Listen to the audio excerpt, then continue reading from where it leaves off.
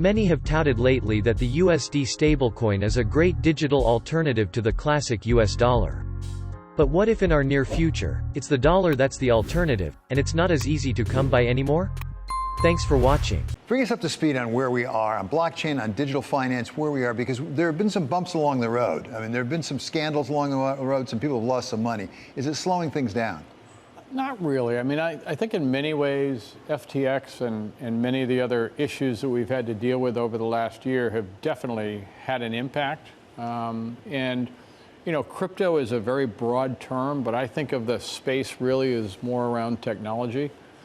There's no doubt in my mind that we're going to have a digital version of the US dollar. It just makes sense. There's no doubt in my mind that blockchain technology will continue to be implemented in most of the big financial institutions. It makes things faster. It makes them cheaper.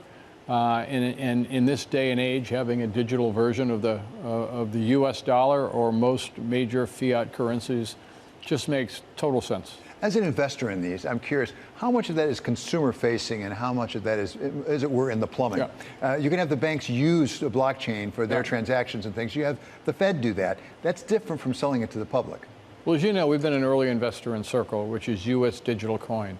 And that's very much business to business. It's about the large institutional payments, which traditionally, you know, have gone from bank to bank, and you and I have waited 2 or 3 days to have those types of transactions take place.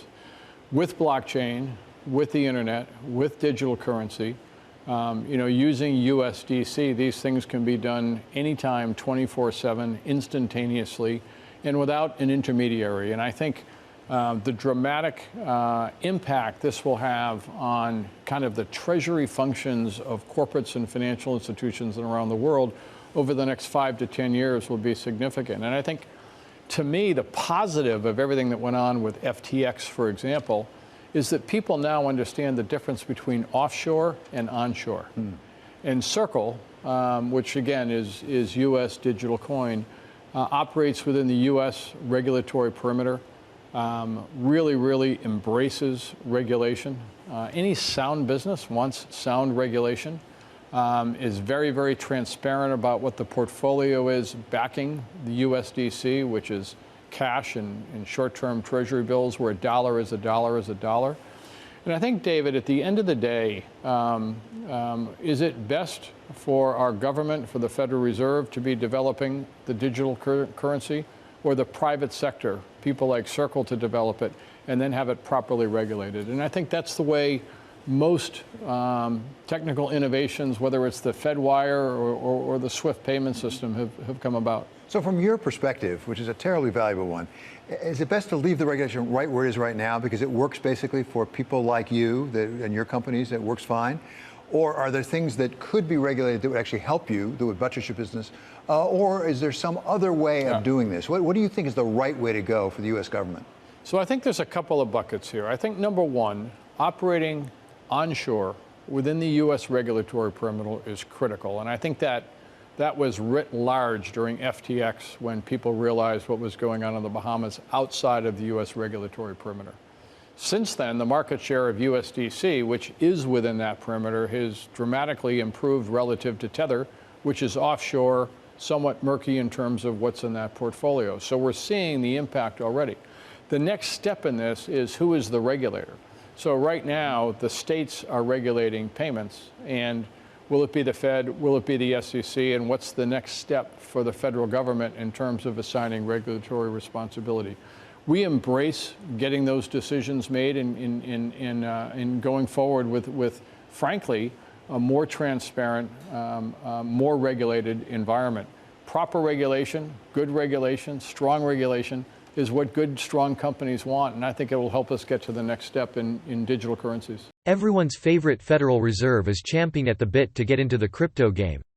But should they even have a bit to champ? There's a central bank digital currency, and by that I mean the Fed for this purpose, because China, we know, is developing one, Europe is developing one, but a central bank digital currency for the Fed. Is that important? Is it valuable? Why do they need to be in that business? I don't think they do, and I think we believe that USDC can operate alongside a central bank digital currency or without a central bank digital currency. We think it's much more typical of China where the government would do the technology and do the developments, and it's much more typical of the U.S. economic system, where the private sector develops the technology. That's where the real innovation is. And it's up to our regulators, the Fed in this case, to provide effective, strong regulation. Do we need legislation?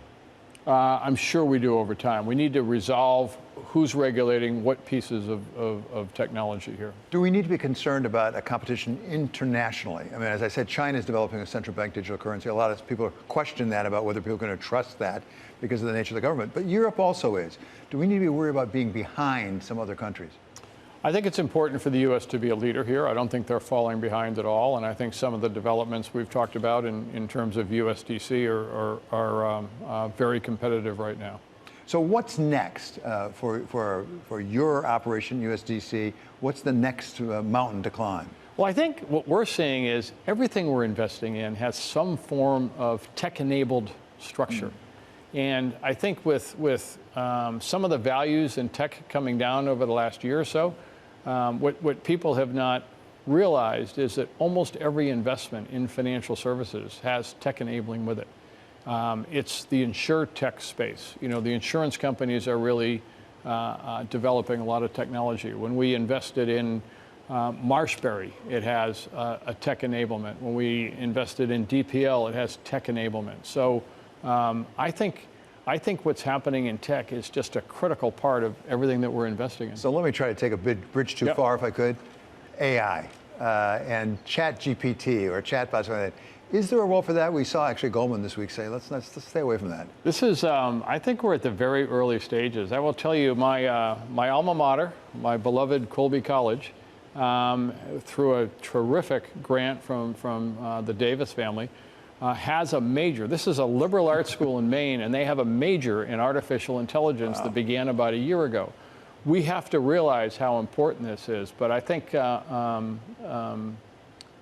it's just an indication of how early in the stage and how important this is. As an investor, this is an area that's very, very, very interesting. Is that interesting? Absolutely. You're interested in investing in AI right now? Oh, absolutely. That's fascinating. Let us know your thoughts on the USD coin and what our future holds. Thanks for watching.